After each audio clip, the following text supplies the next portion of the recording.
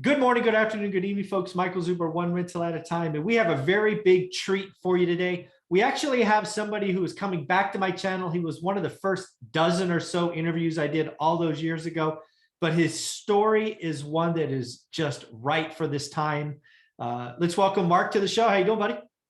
Hey, I'm doing great, Mike. Thanks for having me back again. I appreciate it. Yeah, this is what I remember from our conversation a couple of years ago.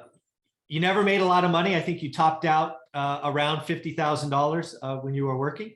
That's correct. You told stories about putting $50 away into mutual funds or stocks. You talked about you were raising a family, you were married, two children, as I recall, and you're like, your starting salary was 23,000, topped out around 50, and you still got to a point where you were financially free, and you've done some amazing things since. I think people need to hear this. And where do you want to start? What you want to start where you're at now? You want to start about at the beginning of the journey? How do you want to tell your story, Mark?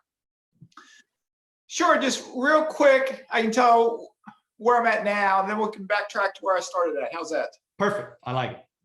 All right, sounds good. All right, everyone. Well, I am what I call lean, financially independent at the moment. And the reason I'm lean is because within the past year, I sold an old house I lived in Virginia, and I moved to Florida. And Mike knows this, but I am paying a mortgage, and I use the money from my house to make more investments.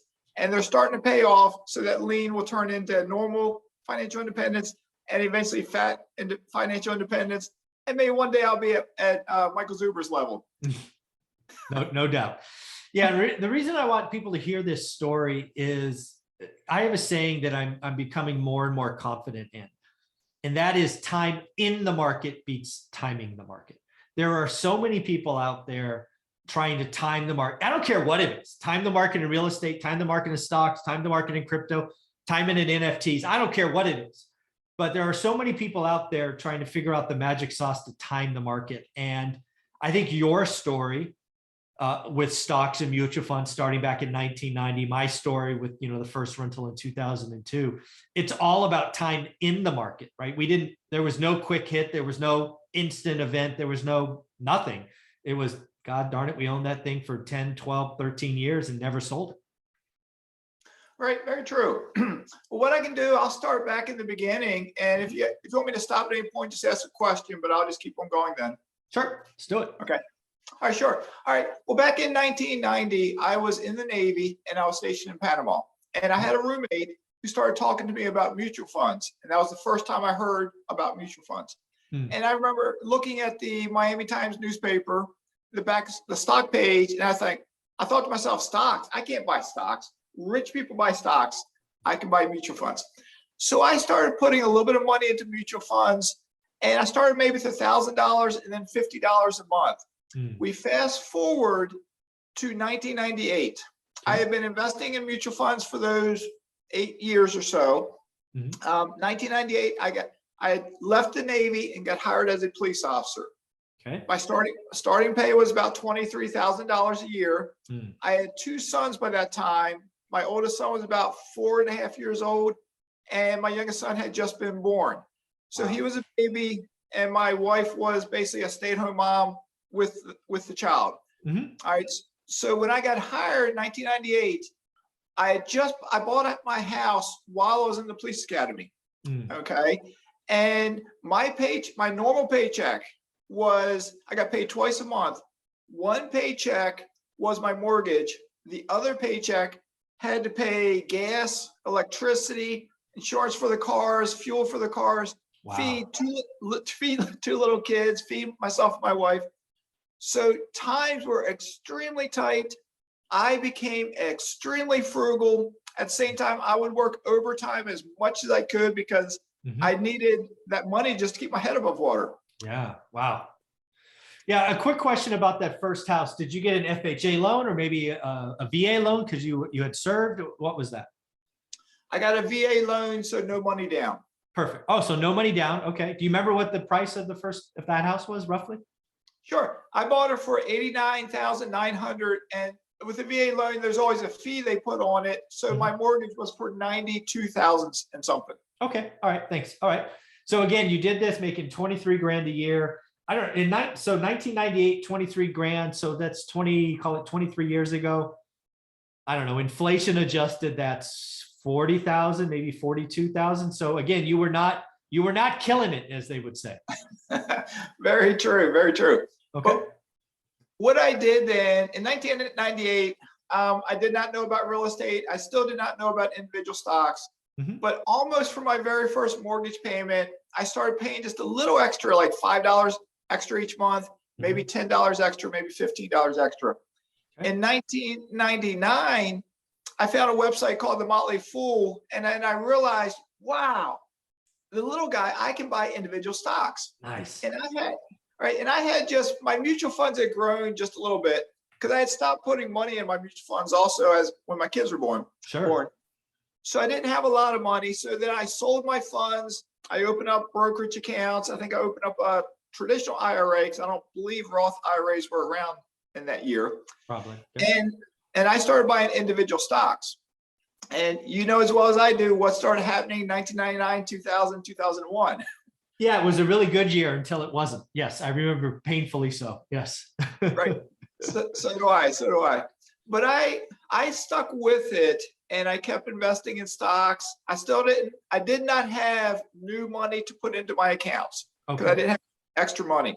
But what I did, I always paid extra on my mortgage. And I also, at my job, I started a 457 plan. So I might have been putting, which is kind of like a 401k kind of, but I might have been putting $25 a month into it, or as time went on, I might have increased it just a little bit. Okay. Okay. I'm curious now that you look back on your time, would you still do that again? Let's just call it an extra $10 a month on your mortgage, or would you rather have taken that $10 and threw it into an index fund or something? Would you do that again? I'm just curious. I'll tell you this, knowing what I know now, around 1998, let's say 1999, when I had that little pot of money, knowing what I know now, I would have bought my first rental house. Ah, okay. Fair enough. Yeah. Right. Even though, and I'll say this, I learned how to invest in stocks. And from the year 2005 to about 2018, I had an annualized return that's a 15-year period of about 18% a year. 18% is pretty good return. And that was individual stocks, sorry, just to tie it together. Okay. That was individual stocks. Nice. Right. And then in 2019 and 2020, that's years I might have had 100% returns with my stocks. So it really, those last 2 years really took off. Okay. All right. But now we'll kind of go back a bit or jump forward to the year 2016. Okay. And in 2016, both of my boys, they had gone off. They went to the U.S. Coast Guard Academy. So that when you have kids and the kids leave and all of a sudden those expenses stop. Yay! Right. So a couple things happened. Both boys were gone. And then my personal mortgage on my house was paid off, I believe in 2015. So I paid the house off in 2015. All right. And it was the same original house you bought for 92 grand or whatever it was. Yes. Same original house. Okay. And one quick side note, while I was a police officer, there were coworkers over the years who might make a comment, Mark, why do you pack your lunch every day? And I would always respond, it's too expensive to eat out. Mark, why are you still driving that old car? You just got promoted, you got a pay raise. Why don't you buy a new car? And I'm like, my car gets me from point A to point B. I don't need a new car. Mark, you're still living in that same starter home you bought. Why don't you upgrade to a nicer house? And I'm like, my boys are like 13 years old, 15 years old. We've survived all this time in a 2-bedroom bathroom house. I don't need a bigger house. The boys are about ready to ship out. Nice. So, but in late 2016, I started thinking about rental property. And because I'd always knew about rental property, I toyed with the idea, but I always figured I don't have enough money to get started. So when I started looking around, the real estate agent who sold me my house, she was a real estate investor.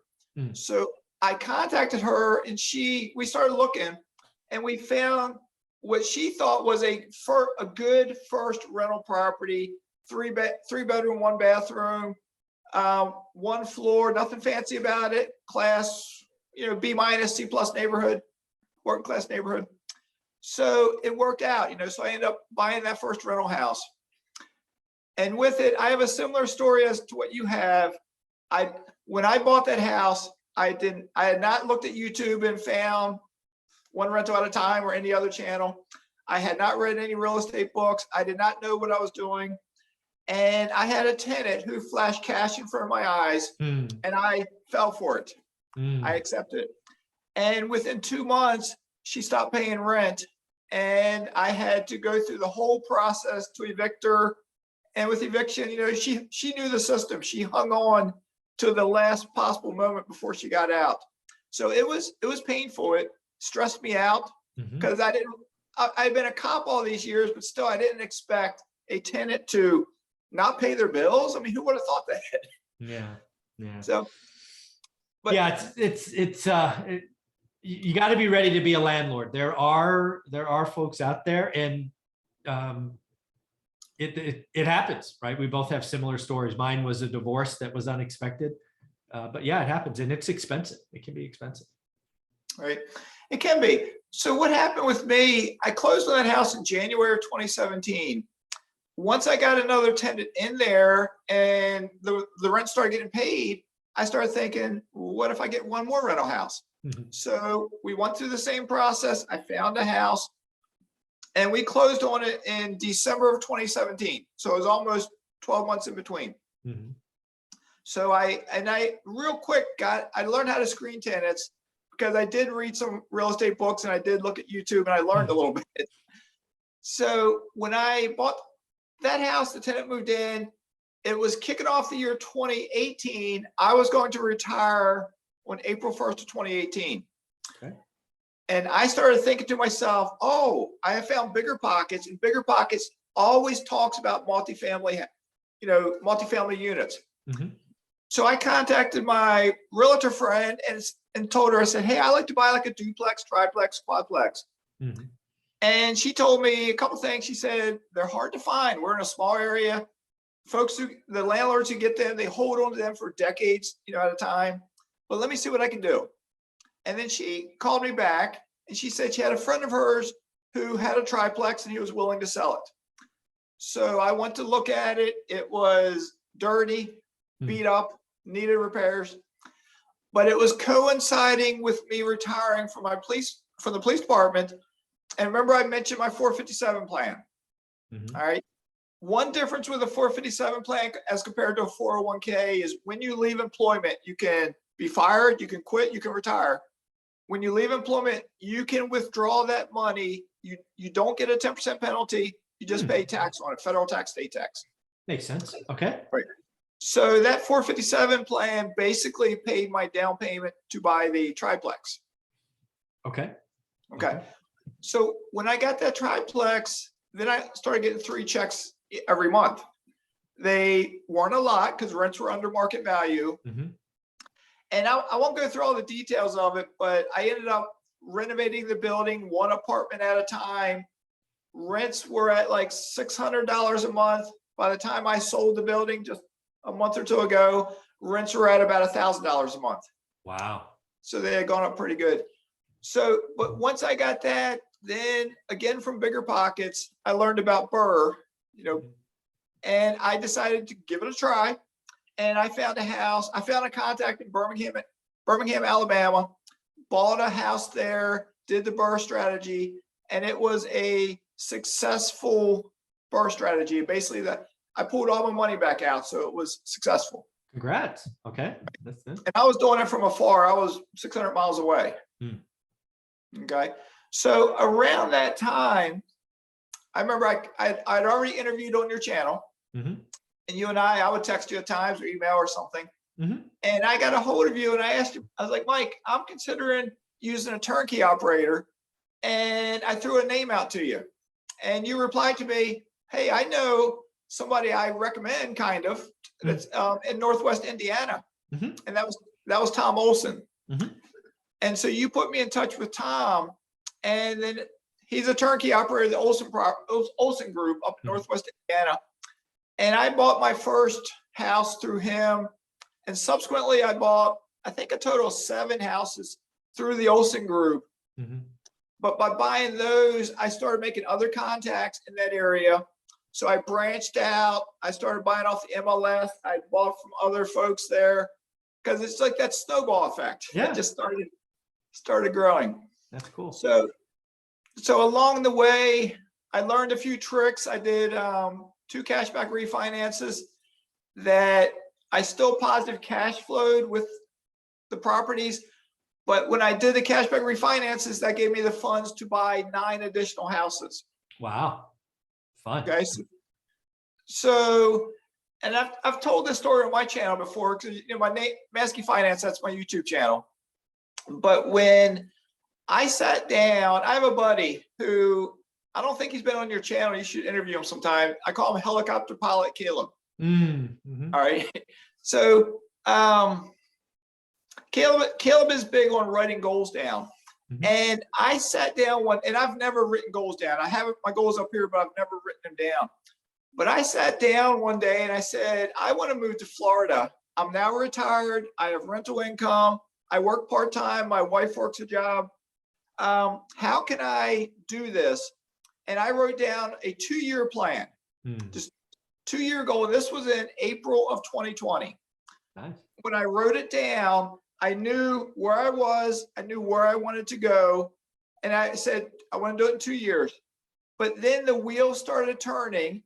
That's when I did the cashback refinances. That's when I bought 9 houses. That's when I did the math, ran the numbers. And I realized, I think I can do this. I can move to Florida. So when I thought about it, I have a friend of mine, he's a banker. I've interviewed him on my channel. His name's Jerry Padilla. Jerry can give mortgages all around the country. All right. So I contacted him and I said, Jerry, I'm planning to sell my personal residence. It's paid off. It's in Virginia. It's paid off. But houses in Florida will cost roughly double what I could sell my house for. Sure. So I said I could sell my house, and I could sell my triplex, and then take that money and basically pay cash for a house, or maybe get a mortgage for like a little bit of money. And Jerry's an investor also. And Jerry replied to me, he's like, Mark, think about doing this. What if we can get you qualified based off your rental property income to get a mortgage in Florida? And then when you sell your personal residence, you can take that money and you can invest it, because he had given me mortgages for my rental properties already. Right. And he said, then if you want to sell your triplex, you get more money, you have more investments. And even though you'll have a mortgage, and even though you stressed about your mortgage when you were younger, you'll have a mortgage, but your investment income will easily cover that mortgage. And that's basically what I did. That is awesome. So as you sit here right now, you have what, 20 some odd units, or what are we at? In December, I had 25 units, but then I sold the triplex. Okay. That dropped back to 22. Yeah, still amazing. All right. But then I have 2 houses in progress that I have under contract to buy. So it'll be 2 more. And I'm working to get another 1, 2, or 3 properties. Wow. So that could be within a couple months, I may be at 26, 27, 28 units, somewhere around there.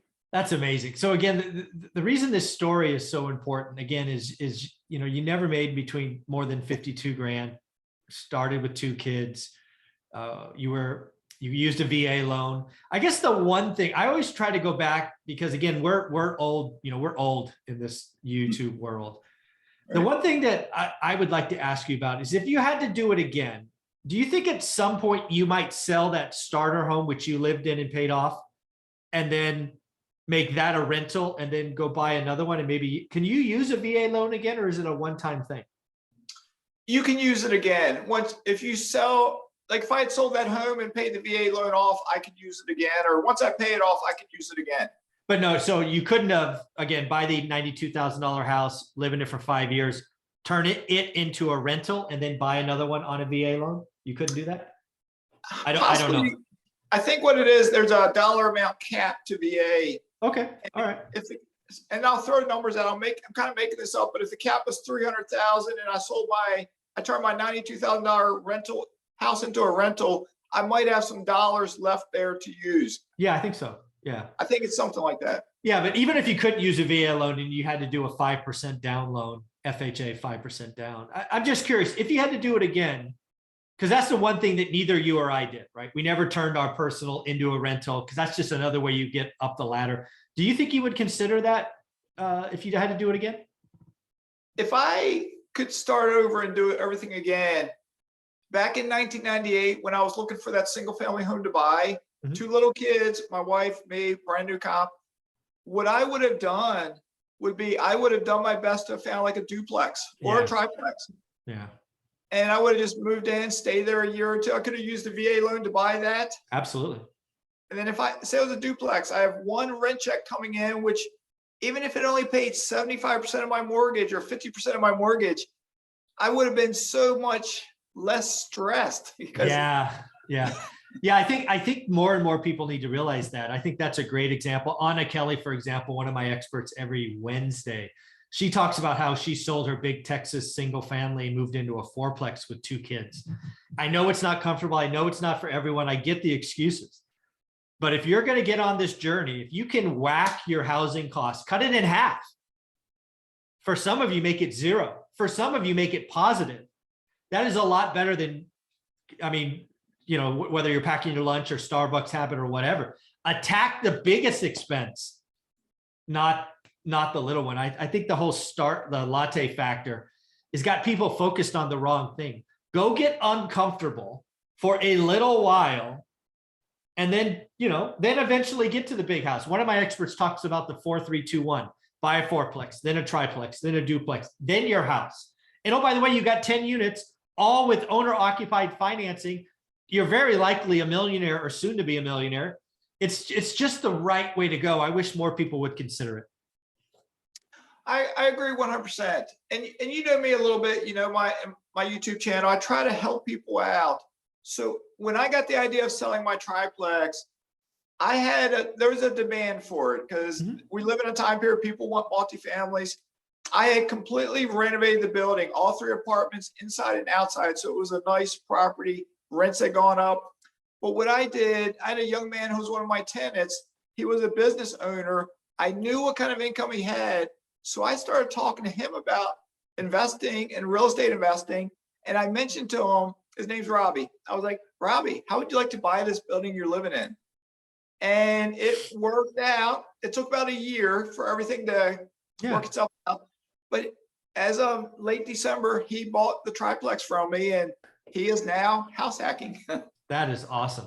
I think more and more people look at it. I think money needs to be talked about more. I don't think we talk about money enough, because I mean, I got to 30 years old and was doing it all wrong, right? I was spending everything we made. It was just wrong. So what do you recommend? What do you recommend people go read, understand, watch, talk about your YouTube channel? Because you're coming at this from a unique angle. So what do you recommend people do if they want to start learning about money?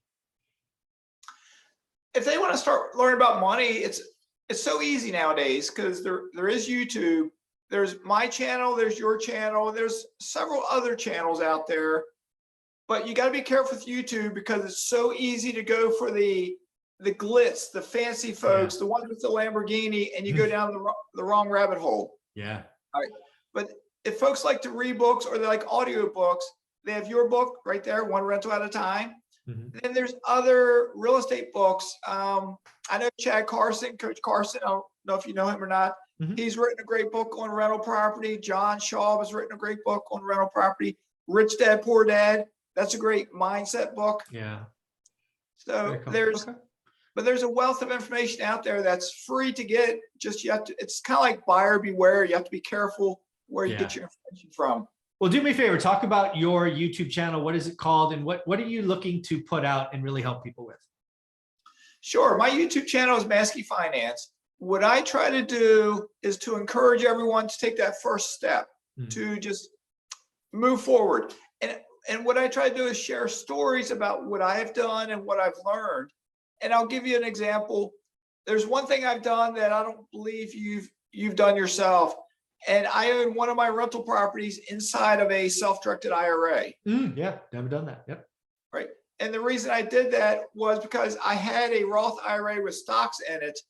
And once I started getting into my rental properties and I understood the numbers, I realized even though my stocks had done 18% a year annualized, rental properties, the money is just so much better, and it doesn't have all that volatility, and it's just different. So I had my stocks in my Roth had built up, so I basically took that money, sold the stocks, transferred it to a self-directed IRA, and bought a rental house in there. But in today's video, I shared how I've done that, and then how I've bought alternative investments in that self-directed IRA.